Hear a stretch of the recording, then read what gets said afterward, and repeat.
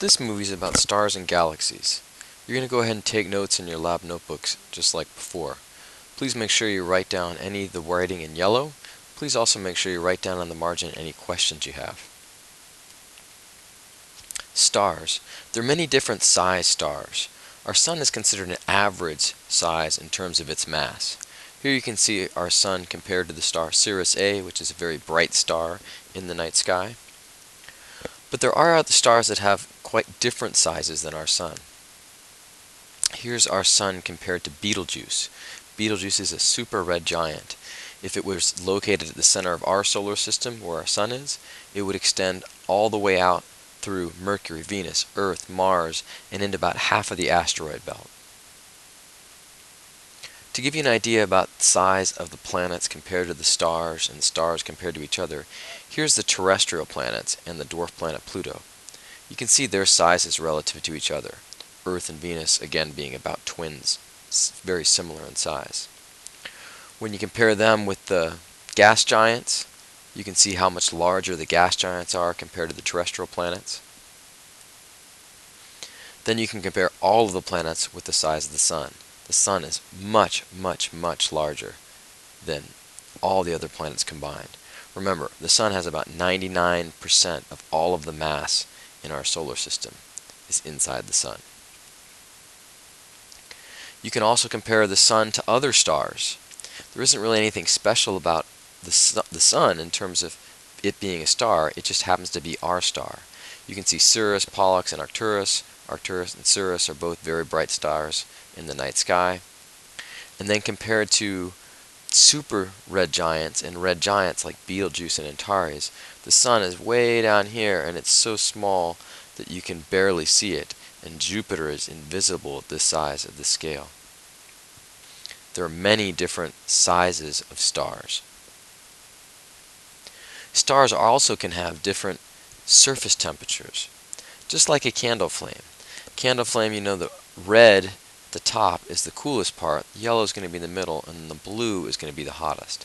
Same thing with stars. Stars differ in size, temperature, and color.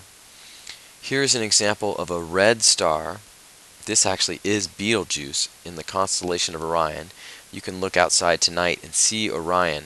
It's got 3 stars in a belt and then 3 more stars in a sword. Top star is Betelgeuse. That's red. It's much cooler. It's only got a temperature of about 5,000 degrees Celsius. And then Rigel is this blue star down at the bottom of the constellation. Its temperature is more like 25,000 degrees Celsius. Stars are the only astronomical objects that produce light. So scientists can see planets, meteors, comets, moons, and other objects only because they reflect light from stars. That star might be our sun, or it could also be other stars in the solar system. But only stars produce light.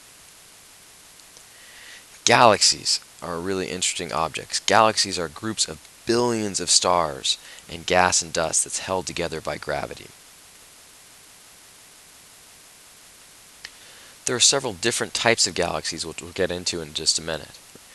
If you get a chance to visit the southern hemisphere, you can actually see 2 fairly close dwarf galaxies just with your own eyes without even looking through a telescope. The Large Magellan Cloud and the Small Magellan Cloud.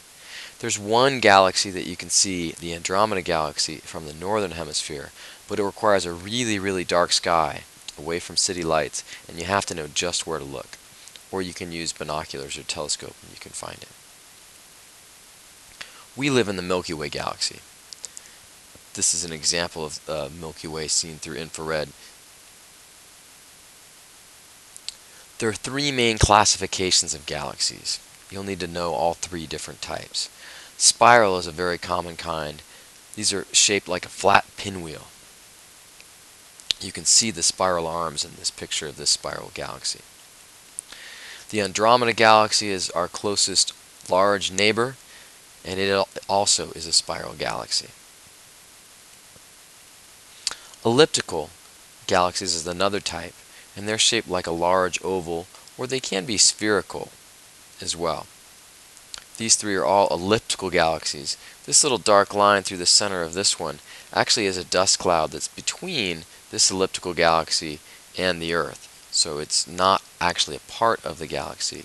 The galaxy is just the elliptical shape that you can see here. Finally, you have irregular galaxies, and these are galaxies that lap either elliptical or spiral shape.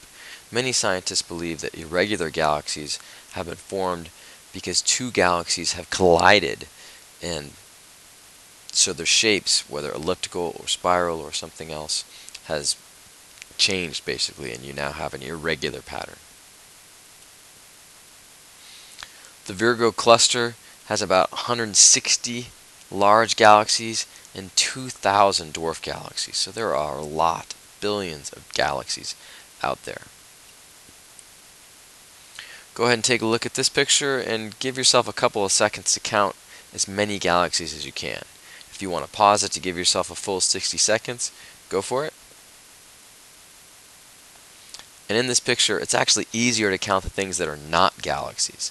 This picture was taken by the Hubble Deep Space camera, and there's just 6 or 7 stars in blue that are not galaxies in this picture. Everything else in this picture is a galaxy. And again, each of those galaxies would contain billions of stars. There are a lot of different stars in our universe, and the chances that some of those stars possibly have life is a reasonable chance. Scientists are still trying to figure it out. Thanks again for watching. And again, please write down any questions you had, and we'll be happy to go over those with you in class.